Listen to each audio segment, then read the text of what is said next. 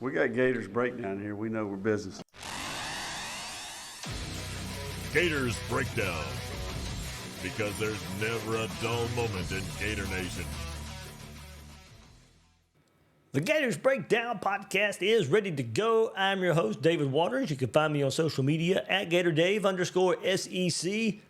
The calendar has turned to July now, a big June for the Gators, but we're going to turn the calendar, of course, and we're going to still keep it on recruiting. It was a big June, a big few days coming up, big couple of weeks coming up for some more decisions. We're going to hit the reset button a little bit. Going to hit the reset button a little bit as the calendar turns to July, getting more into summertime. SEC Media Days around the corner, so real football outside of recruiting on the horizon, but recruiting still dominating the conversation right now. So Will Miles and I will get back together, talk about this preseason magazines. I got a lot going on this week, on some personal stuff. My 16-year-old dog's not doing very well this week, so we'll see. You know, about a month ago, we were told we only had weeks, not months left. So we'll see. Some days are better than others. But kind of hard to nail down a schedule. I don't want to leave Will hanging all week with everything that we're dealing with. So I said, you know what? There's going to be a lot of recruiting news this week anyway. So I'll just concentrate on that this week, and we'll come back around to football. So hopefully, all is good personally here in dealing with my dog Oliver. But I can use your well wishes out there, everybody, and dealing with that. It's tough. It is very tough. But we're going to get through it. So, but lots to get into. Talking Florida Gators right here. We're going to stick to recruiting. But before we get there, an update on Independent Gator Media Day. I don't know if you guys saw it or not. Put out some of the players we have agreements from that will be joining us July 27th for Independent Gator Media Day presented by the Sachs Law Group. Players scheduled to appear. Now, this can change, but we have agreements with Vernell Brown III, Grayson Pup Howard, Jacoby Jackson, Jaden Robinson, Hilton Drake Stubbs, Trayon Webb, and Jaden Woods. We are working on more, but there you go. That's who we have right now scheduled to appear, tentatively, July 27th, 2 p.m. at First Magnitude Brewing right there in Gainesville. Tickets start at $25. We'd love to see you there. You can meet and greet with the players, talk with the players. Should be a fun time. We're going to do a live media panel. We'll have some special guests as well besides the players. We'll do some Q&A with you guys, all that good stuff. Should be a fun time. Gators Breakdown, High Top Sports, Stadium and Gale. It's going to be a good time. It's going to be a fun time. Glad we can get some players lined up for you guys, but Independent Gator Media Day, presented by the Sachs Law Group, July 27th. The link is in the description to get your tickets. And then, if you want to support Gators Breakdown in some other ways right there, a Fanatics link is in the description. All that new Gator gear, all the new hats, and the hats are selling fast, by the way. I did see almost going on some of those hats right there. So certainly free shipping going on right now there, but all the new shirts, all that good stuff at Fanatics. Link is in the description. That is another way you can support us right here on Gators Breakdown. But let's get into recruiting. On this, I'm recording it right here, July 1st. Let's reset. Let's take a look at all the recruiting storylines that interest you. I put out a filler on Twitter, on X this morning, asking you guys, hey, now that we're in July, what are the storylines that are grabbing you? Some obvious, some not so obvious. Many decisions, of course, been made in the last month. Go back to June. Many more expected in the coming days, in the coming weeks. Let's look at Florida's class right now as we head into July. Florida currently has 14 commits for the class of 2026. That ranks 15th on the 24/7 Sports Composite with 8 4-stars and 6 3-stars. Florida is 14th on the Rivals rankings. Remember now, On3 recruiting is now labeled as Rivals. I don't know if you guys saw that or not, but as far as recruiting on the On3 network goes, it will fall under the Rivals umbrella. So Rivals will be mentioned a lot more than they have been in the past. Those Rivals rankings have the Gators with 7 4-stars and 7 3-stars. So about the same, you know, for both. Florida ranks 15th in the 24/7 Sports Composite. 8 4-stars, 6 3-stars, 14th in the rivals, split in half, 7 4-stars, 7 3-stars. The highest rated player in the class is cornerback C.J. Brona, flipping from Nebraska, of course, a couple of weeks ago. And half the class, 7, is from the state of Florida. So there has been, throughout June, just a basic storyline of just adding more players. Now, we all knew that was going to happen. We all knew it was going to happen. It has pretty much been the move for all of college football, except if you're Auburn. And not to poke at them a little bit, it's just, I noticed it. I was on the radio in Birmingham earlier today, on Tuesday, and on Jocks, WJOX there in Birmingham, and they were asking me, hey, explain to us the success Florida ended up having on the trail last year, because that's what Auburn's going through right now. So I had to say, well, you got to have results on the field. There was the vote of confidence from Scott Strickland, all those things, DJ Lagway. I think all those 3 things in together, and that helped Florida on the recruiting trail. Put together a great November, but important. But the first thing was getting those wins. So I said, you got to be patient, Auburn fans, because you got to see how those seasons go play out first. We know Auburn's got money to spend, but right now that's not enough for them. Not enough. I mean, we saw Florida go out and beat Marquez Daniel, the big-time wide receiver from the state of Alabama, picking Florida over Auburn. But for most of college football, they were gathering most of their classes in June. So out of all that, the class is taking shape, and now there's some new storylines starting to be produced for the month of July and moving into the season. So let's kind of take a reset. With all the official visits now done, it's the quiet period. A lot of decisions are on the horizon. We'll get into those. Let's take a look at the storylines. The storyline everybody seems to have noticed, and as predicted and rightfully so, is the focus on the defensive line for the Gators and most of the interior of the defensive line. Hasn't turned out so well for Florida so far, going against Georgia and Texas for a lot of these players, with more decisions at this position with all 3 schools involved, Florida, Georgia, Texas, more of those decisions with this position. All that's coming up. Even more of those battles. As recently as Monday, let's go back a day. Back a day from when we're recording right now. And had the prep work done. Thought I'd be doing a live reaction episode Monday evening for the commitment of Preston Carey from IMG. It was a Florida, Georgia, Auburn, Rutgers battle. The day started with some Georgia talk, and then that kind of faded in talk of Florida. And then Georgia ends up being the pick anyway. So Georgia gets one right there, just recently, over Florida. Georgia also pulled in 4-star defensive lineman James Johnson. And not that Florida was really in this one, but they hung around for a battle, what seemed to be mostly between Georgia and Miami. It always seems like the pick was going to be one of those schools. But being in the state of Florida, it'd be easy for Florida to stay on him. We'll see if any moves are made in the future. But that's one I'd have to stretch a bit to see that one working out. Now, maybe a successful season. We'll kind of get into that storyline a little bit too. But we'll see how these seasons go. But I never felt great about James Johnson being in the class anyway. But him being in the state of Florida continued to chip away. So let's go to Texas route here. Let's go out west. It was a bit of a surprise that they were able to make a big and fast move for 4-star Valdin Cleveland when it looked really good for Florida at one point. Florida was definitely going to stay after him and hope for a flip down the road. That's the one I think, more so than James Johnson. I think Florida can get back in with a good season and just keep chipping away. Because I thought Florida was in really good shape at one point. NIL, huge factor here. I mean, what's funny to see, we'll kind of get into the storyline in just a second, Texas complaining about Florida spending in NIL.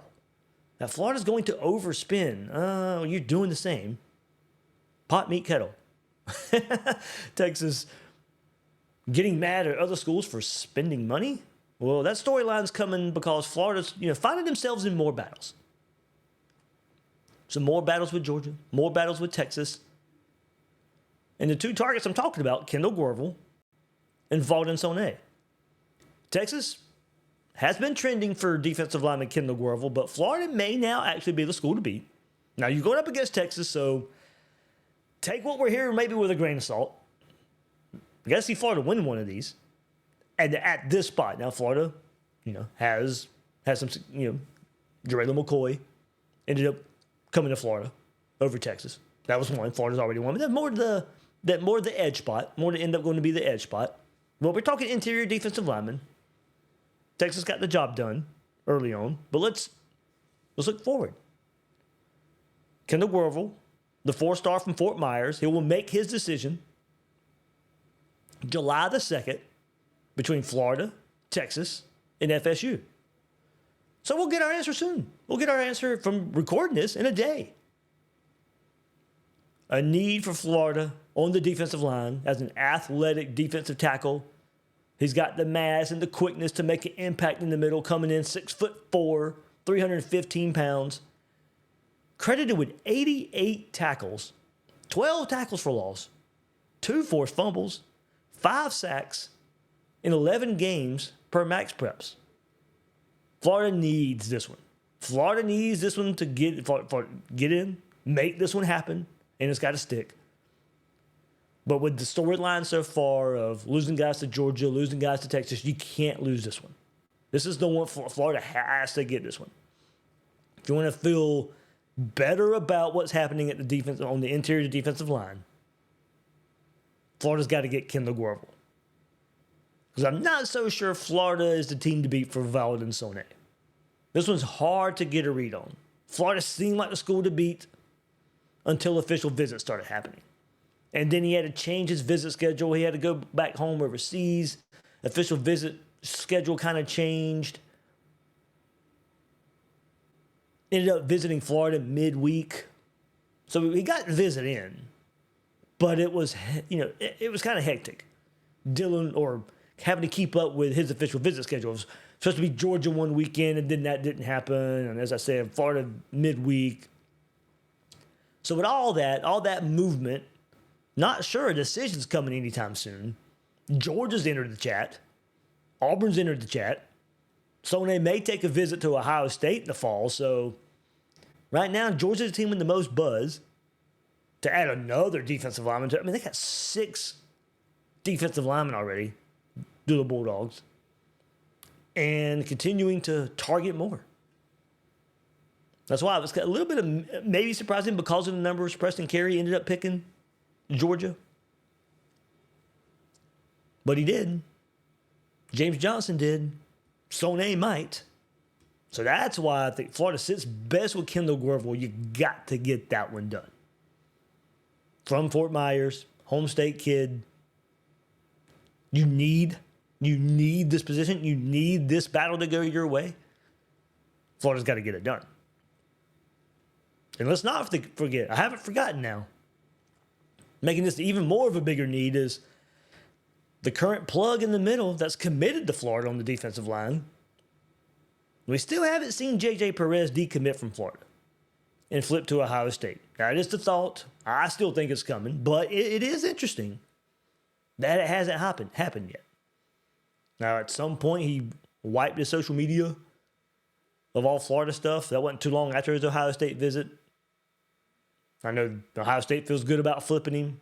I thought it would have already happened. Surprised it hasn't. So maybe there's something there. I don't think so. So that's why getting Guervil is such a huge need for Florida. I mean, before I started this, went into the description of Florida's class, 14 commits. Well, that's counting Perez. And most people have him with 1 foot out the door. So that's where the storyline, the defensive line is at right now. We'll see if Florida has to go down the board, how fast they need to go down the board to keep chipping away at the other names that are committed elsewhere. Do they have to go down the board sometime in the fall, sometime shortly before signing day, or maybe not? Maybe you get one of these flips down the road. It's going to be interesting to see how it plays out. But for now, in the immediate future, need to go ahead and get that pledge from Kendall Guervil. Linebacker is another position that came up in the Twitter post. And I think it's one position where I think good news is coming in the form of multiple targets for the Gators. First, the recent news of DQ Forkpa, the 4-star IMG product. He set his commitment date for July 12th. That just came out. On Monday, he says, all right, committing July the 12th. We thought it would be sometime in July, but he finally put the official date on it. Forkpa will pick from Florida, Florida State, Miami, and Michigan. So a big 3 battle in the Michigan Wolverines. Florida has received recent predictions. Now, even those have been wrong in recent days. So we'll see. We'll see. I felt pretty good about this one, even when Florida State talk was starting. Yeah, I thought Florida would be in this one, but it does seem like Florida's even more so in it now. Florida's received some recent predictions to land Forkpa. Seems like the team in the best spot going into his announcement date. As we've seen, things can change pretty fast. FSU looks like the main competition here. And then coming out now, we might have a decision sooner rather than later for linebacker Malik Morris. There's talk of a possible July 4th commitment. No strong confirmation on that, so keep an eye out. Florida has long been thought the school to beat here. He's visited a ton from Lakeland. He left his official visit saying the Gators were his leader. Additionally, he canceled visits to Colorado and Missouri. When he had those visits, he said, no, I'm going to go back to Gainesville. He went back to Gainesville for an official visit. So maybe some orange and blue fireworks on the 4th of July for the 4-star Lakeland linebacker. Big need with the decommitment of Isaiah Williams, of course. So 2 targets right there. Florida could fill it in. But the Gators looking to secure 3 linebackers in this class. And that's going to bring us back around to former commit Isaiah Williams. Just brought his name up. Getting those other 2 guys, would be nice since he decommitted, but could he end up back in the class down the road? He flipped his commitment from Florida to Ole Miss in May. Despite that, though, he's remained taking summer official visits. He stopped at Georgia. He stopped at Florida. I know many out there want to move on and not go this route because of all the commits and decommits he's already done so far. But this is one of the best linebackers in the country. A lot has to get figured out here, but I'd say it's 50-50 that he ends up in the class. I think a lot of things behind the scenes got to get figured out. But Isaiah Williams, when you get close to signing day, he says he wants to be a Gator and everything else is on the up and up. Open arms. Come on right in. Sign the dotted line. Yes, I know. Even that doesn't mean a whole lot these days. But for the most part, commit stick. For the guys that committed, the 14 that's committed to Florida now, unless there's some disaster of a season, most of those guys are going to be in the class. But there's going to be some decommits along the way, and maybe some recommits along the way in the form of Isaiah Williams. Tight end's very interesting. Very interesting storyline. Kind of talked about it a little bit last week.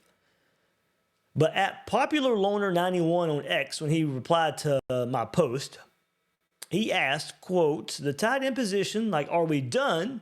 Are we going to go after another one? Florida already has a commitment from 3-star Kakua Amua from IMG at the tight end spot as a pass catching option. But Florida could add 2 more. Yes. 2 more tight ends. Because if you look at Florida, some serious talk of Florida may be in serious position to flip Tennessee commitment Carson Snead. Another in the mold of a pass-catching tight end. But he's further along than Amua. Then you got Heezy Kent. From up the road in Brunswick, visited a ton. Great relationship with Russ Callaway. Being 300 pounds, that's another option at tight end. and a unique option in that regard. So with that, Florida could opt to take 3 tight ends. Kent has let it be known he doesn't want to play offensive line. So it's going to be interesting to see how his career plays out at that size. Some schools want him as an offensive lineman. He doesn't want to play offensive line. Florida's offering tight end. Florida has some other options as well. I know we talked about this a little bit last week, but yeah, Florida could have 3 tight ends when it's all said and done. Could add 2 more.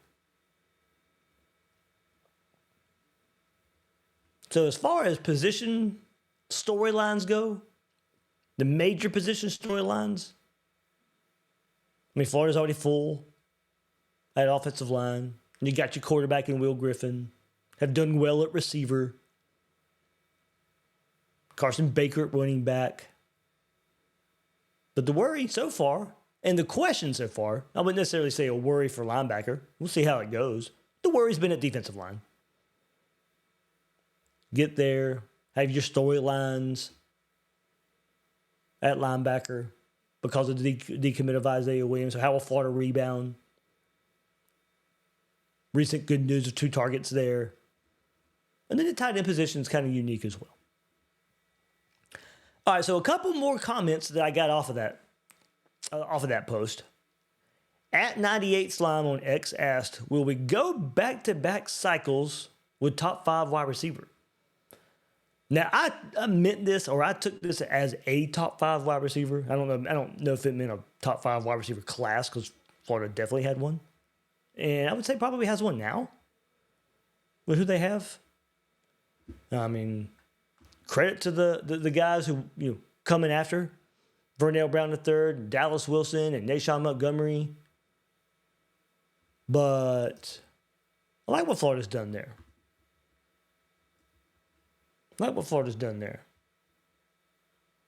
Marquez Daniel, already mentioned him. 6'5", 195. Like that big body. And then Justin Williams, labeled an athlete, but that utility type of wide receiver there for the Gators. Very, very fast. Use him in that Trey Wilson, Vernell Brown III role. So I like what Florida's done at wide receiver so far.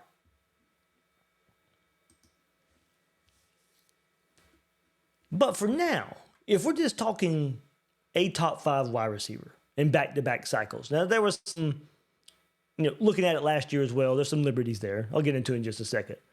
But for that to happen this year, that would likely mean, wide receiver commit Marquez Daniel has to take a huge jump.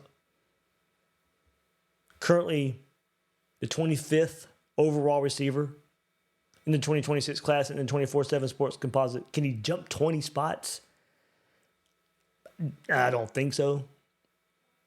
I don't see a higher ranked wide receiver committing to Florida at this moment. And if we go back and look at Justin Williams, I mean, he's 193rd overall. So even if they fix their rankings, he is an athlete right now. Would he be a top 5 receiver? Probably not. So out of those two, I don't see it happening. As far as, and I like those guys. I mean, them not being top 5, I mean, I think for what Florida needs and kind of balancing the position with both those guys, I like what Florida's done there. But it had to be one of those guys because I don't think I see, going back to this point, I don't see a 5-star wide receiver picking Florida in this class. And I know 5-star wide receiver and the second-ranked wide receiver in the country, Sedarian Morgan, makes his decision soon. I don't see Florida being the pick while Florida's in his final schools, come out of his official visit saying, hey, Florida's in my top 2 at Alabama. Alabama's thought to be the school to beat. So if you go back to last cycle, I'm saying this would be back-to-back cycles for Florida doing this. Last cycle, Florida signed 6th-ranked wide receiver Vernell Brown III and the 8th best wide receiver Dallas Wilson. And that's using the composite. In some services and at times, those guys were top 5 receivers.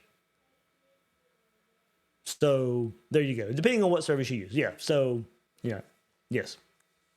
Top 5 receiver. Don't know if Florida repeats the success they had last cycle at the top. But I love what Florida's done at receiver this go around. Yeah, I'd like to add one more and one of those guys be a top 5 wide receiver. Cedarius Morgan's probably the best chance of that. I don't see it happening. And I'm going to pair that with just kind of some general thoughts here.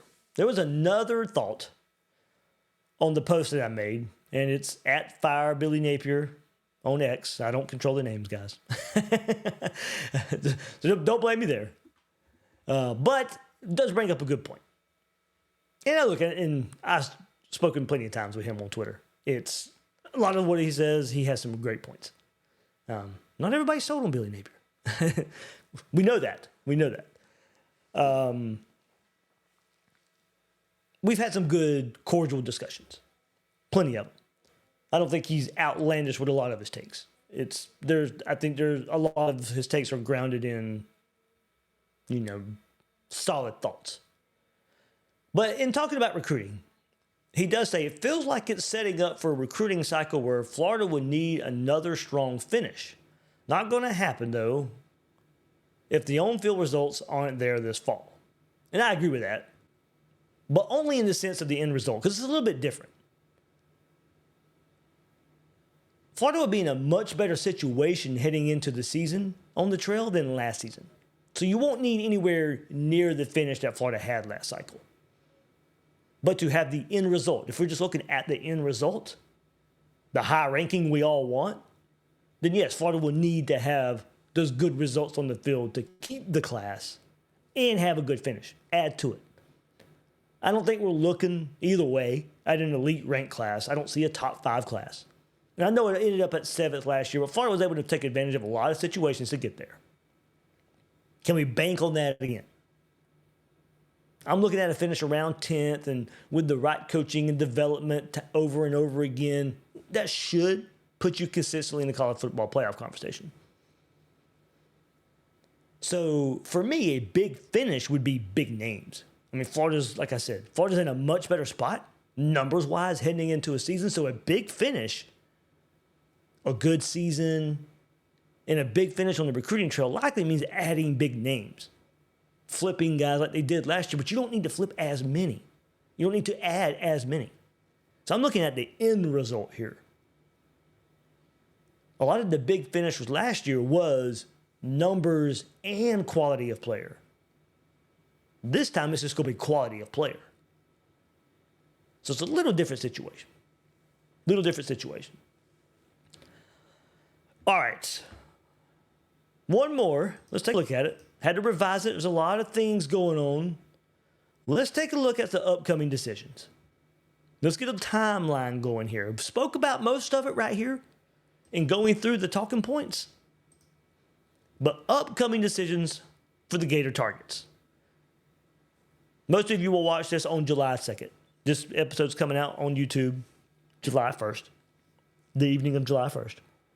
But July 2nd, we've already talked about it. 4-star defensive lineman Kendall Guervil. He's going to make his decision. So hopefully we're doing another episode the evening of July 2nd. Talk about the commitment of Kendall Guervil to the Gators in a battle with Texas right there. 4-star edge Trenton Henderson. Florida was looking good for at one point. LSU probably going to be the pick now. July 2nd is a busy day. One more. Cedarius Morgan just brought him up. 5-star wide receiver. He's going to choose. Like I said, I think Alabama. But just, man, got kind of close Florida was to a really big July 2nd. Now, Morgan, I never really thought, even when he put Florida number 2, never really thought Florida was going to get him. But just say that one went your way. Just go back a couple weeks ago where it looked like Trenton Henderson was going to pick the Gators. And then you do what you're doing now with Kendall Guervil. Now, a couple weeks ago, Kendall Guervil looked like he was going to Texas. So you kind of switch Guervil for Henderson. I would take that at the moment, given Florida needs more of that defensive tackle, interior defensive lineman, more so than an edge player right now. But there was a moment. All right, well, say Florida does its work and gets Morgan. And then a couple weeks ago, the good feelings of Henderson happened. And the recent, now good feelings of Kendall Guervil. July 2nd could have been a huge day for Gator recruiting in the top names. Let's go to July 3rd. 4-star cornerback CJ Hester. Still trending towards Florida. Nothing much new there. Think I would predict Florida to be the pick there. So you might get a decision on July 2nd from Kendall Guervil. Then another one on July 3rd for 4-star cornerback CJ Hester. July 4th, 5-star offensive lineman Felix Ojo. Ohio State, Texas battle there. Put Florida in his final schools. Just a hat on the table, I think, there. 4-star cornerback Chauncey Kennan. Making his decision July the 6th. I think Florida State's the school to beat there. And then let's go forward a bit. As I said, in the coming days and the coming weeks, let's go all the way to July 12th. That could be a big day for the Gators. 4-star tight end Heezy Kent decides that day. Already talked about him. Already also talked about 4-star linebacker DQ Forkpa from IMG. 2 trending there for the Gators on July the 12th. 5-star tight end Caden Prother also makes his decision on July the 12th. I expect Georgia to be the pick there. I mean, Georgia's on a heater right now, unfortunately. So in the next 2 weeks, I'd be adding 4 names to Florida's class. So in the next 2 days, in the next 2 weeks, Florida could be adding a few more players. And then could be adding 1 more in that window. But in the coming soon section, since we don't really have a hard date yet officially for Malik Morris, he's in that category, but that could be July 4th. So the next 3 days could be big for the Gators. And let's go to some more names. Mainly wide receiver. 4-star wide receiver Davion Gross from Texas. Florida Baylor battle maybe for him. Like where Florida sits right now, I would put him in a mock class. Florida really impressed him on his visit. I don't think Florida was enough to get him on an official visit. But I don't think Florida was too seriously in consideration for his services until they nailed that official visit a few weeks ago. And then the 4-star wide receiver from up the road in St. Augustine, Samorian Wingo. Florida, Miami, South Carolina, schools in the mix there. Like Florida's chances. Don't know. I think it's going to be a summertime decision for Wingo, but no hard date set. No hard date. Wow. Tongue twister there. No hard date set. Get it out. Get it out. I already talked about 4-star defensive lineman Valdin Sone. We don't know when his decision is coming. It could be very soon. Could be down the road. And then 4-star cornerback Brody Jennings, also from Jacksonville at Mandarin, Michigan commit. I think Florida's cooled off on him for right now, so we'll see where that one goes. Like I said, things change all the time, but we'll see. He's maybe a decision coming soon. Maybe Florida cooling off changes the timeline here a bit. I don't know, but it would make sense. So there we go. Upcoming decisions for 2026 targets there for the Florida Gators. All right, there. Hopefully I got you caught up on most of the major storylines for recruiting. We'll hit this reset button as we turn into July. Hopefully some good news coming on the trail for the Florida Gators. That'll do it for this episode of Gators Breakdown. I am your host, David Waters. You can find me on social media at GatorDave_SEC. Guys and girls out there, thank you for joining me on this episode of Gators Breakdown.